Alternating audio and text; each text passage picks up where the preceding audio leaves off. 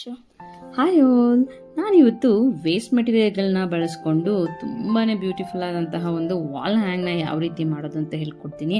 ಅದರಲ್ಲೂ ನಾನು ಈ ಒಂದು ವೇಸ್ಟ್ ಆದಂತಹ ನೋಟ್ಬುಕ್ಸ್ನ ಮೇಲ್ಗಡೆ ರ್ಯಾಪರ್ ಆಗಿರ್ಬೋದು, ಜೊತೆಲಿ ಐಸ್ ಕ್ರೀಮ್ ಬಾಕ್ಸ್ಗಳು, ಯಾವ್ದಾದ್ರು ಬಾಕ್ಸ್ನ ಕ್ಯಾಪ್ಗಳನ್ನು ಬಳಸ್ಕೊಂಡು ಒಂದು ಈ ರೀತಿಯಾದಂತಹ ಒಂದು ವಾಲ್ ಹ್ಯಾಂಗ್ನ ಯಾವ ರೀತಿ ಮಾಡೋದು ಅಂತ ಹೇಳಿ ತಿಳಿಸ್ಕೊಡ್ತೀನಿ.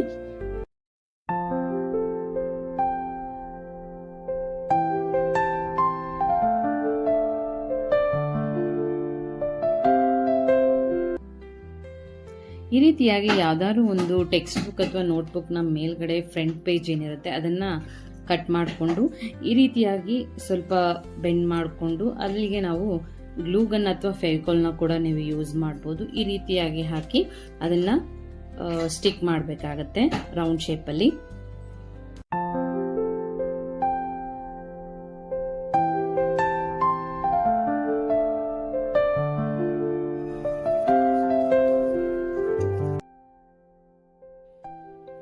ಈ ರೀತಿಯಾಗಿ ಯಾವ್ದಾದ್ರು ಒಂದು ಬಾಕ್ಸ್ನ ಕ್ಯಾಪ್ನ ತಗೊಂಡು, ಇಲ್ಲಿ ನೀವು ಸ್ಕ್ವೇರ್ ಶೇಪೇ ಇರಬೇಕು ಅಂತ ಏನಿಲ್ಲ, ನಿಮ್ಗೆ ಯಾವ ಶೇಪ್ ಇರುವಂತಹ ಕ್ಯಾಪ್ ಆದರೂ ಓಕೆನೆ, ಅದನ್ನು ತಗೊಂಡು ಈ ರೀತಿಯಾಗಿ ಅದ್ರ ಮೇಲೆ ಗ್ಲೂವನ್ನು ಹಾಕಿ ನಂತರ ಅದ್ರ ಮೇಲೆ ರೆಡಿ ಮಾಡಿಟ್ಕೊಂಡಿರುವಂತಹ ರೋಲ್ ಏನಿದೆ ಅದನ್ನ ಅಲ್ಲಿಗೆ ಫಿಕ್ಸ್ ಮಾಡಬೇಕು.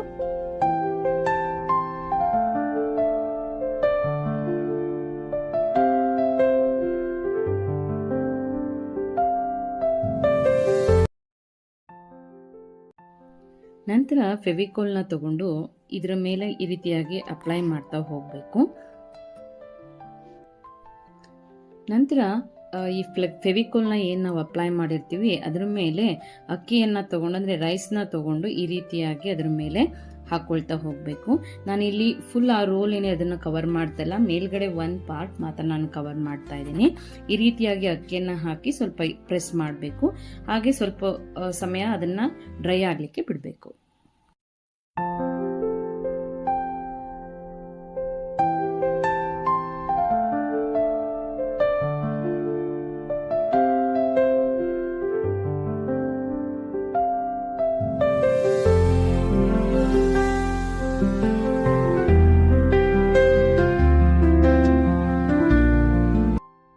ನಂತರ ನಾನಿಲ್ಲಿ ಗೋಲ್ಡನ್ ಕಲರ್ ಸ್ಪ್ರೇ ಪೇಂಟ್ನ ಬಳಸಿದ್ದೀನಿ. ನೀವು ಬೇಕಾದರೆ ಅಕ್ರೆಲಿಕ್ ಪೇಂಟ್ನ ಕೂಡ ಇಲ್ಲಿ ಬಳಸ್ಕೊಳ್ಬೋದು.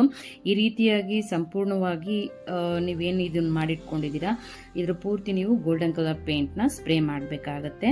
ಸ್ಪ್ರೇ ಮಾಡಿ ಸುಮಾರು ಗಂಟೆಗಳ ಕಾಲ ಅದನ್ನು ಡ್ರೈ ಆಗಲಿಕ್ಕೂ ಕೂಡ ಬಿಡಬೇಕು.